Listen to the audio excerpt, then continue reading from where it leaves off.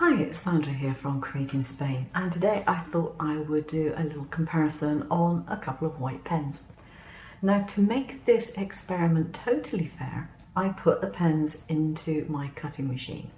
I used the same speed, the same paper, obviously, and indeed the same pressure for both particular designs. It's the same design, one's vertical, one's horizontal, but other than that there is no difference whatsoever. Only other difference is that for my classic Signo white pigment pen, which is the one I habitually use if I'm doing white sentiments, whatever, because it's chunky, I put it into this holder, and the Gelly Roll one, which is the other one that I've used, I put into my 3D printed holder that I designed and made myself. Now, the main difference with these, as far as I can tell, is that this one is a pigment ink and will write on plastic, for example, and dry. This one is not going to do that. This one has a finer tip than this one does, but you probably can't easily see it. Okay, so that's about as close as I can get here. I'm being upfront, I was given this along with a whole load of other Sakura pens, but they haven't asked me to say anything in a video, let alone say anything good, and my opinion is my own. And nobody giving me anything is going to get anything other than an honest opinion anyway. But this is the first time I've come across another ballpoint which has actually been capable of doing a really good job of writing on black paper. So on the other side of this, I've done a little test. Now I know I wrote Sakura both times, but this one was the Signo and this one is the Gelly Roll.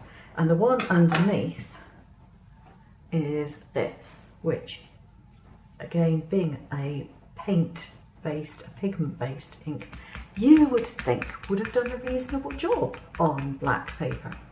It does write on plastics and things, and I'm sure it would dry. So I've done one with my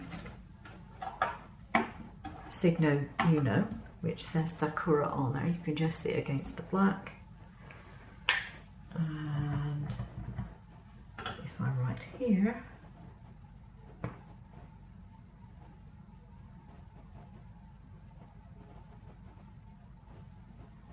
you see that will write on the plastic pretty well, but when it comes to writing on the paper, you can see it just sinks in. So that's not so good for paper, but it is okay for writing on this. And within a few minutes that should actually dry. So if you're looking for a white pen and you don't know which one is going to give you a reasonable result, there's the picture again. So, you know, both have the uses. If I was going to do infill, perhaps this one might be better. But if I want fine lines, then this one will do the job very nicely. Because of the way that the pen design came out in my silver bullet and I liked it, I decided to actually colour these in, and I have used the Sakura pens that I was given to do that. Now these over here are using the Stardust pens largely. I've used some fluorescence in them as well, but I've used the Stardust. These are really quite highly coloured, beautifully sparkly pens. They really are nice. And the fluorescent colours will glow under UV light. And they're almost chalky in appearance. And this one here I have done in the metallics. There is a whole range of metallic colours, and that's what I've used for this one. So a different effect again.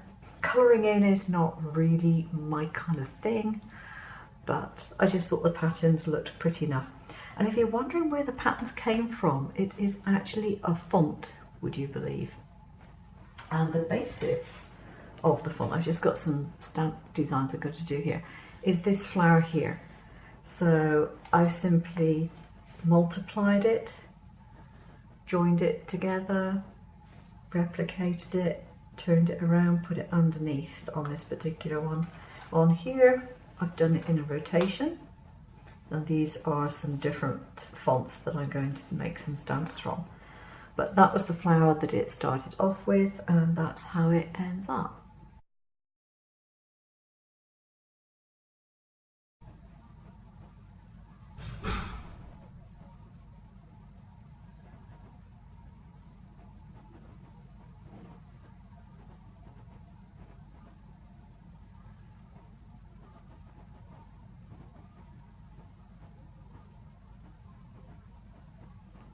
Okay, that's it. Thanks for watching. Take care now. Bye bye.